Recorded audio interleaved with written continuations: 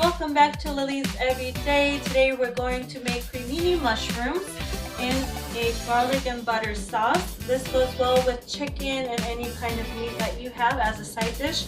It's perfect. So we have a package of cremini mushrooms washed and chopped in fourths.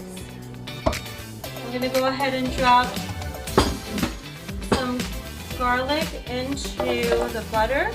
I have one roughly chopped garlic and 2 tablespoons of butter. I'm just waiting for it to heat up, and once that does, we're going to go ahead and mix up the cremini mushrooms. We'll be right back. The cremini mushrooms just went into the butter and garlic sauce, and we're going to go ahead and just give these a nice stir until they're fully cooked on all sides. This should take about 5 to 7 minutes.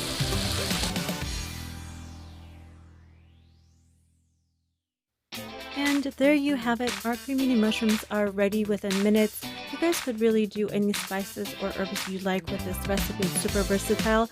Don't forget to hit the like button, comment down below if you've tried it before, subscribe and hit the notification bell. Thank you all so much for watching. See you back soon.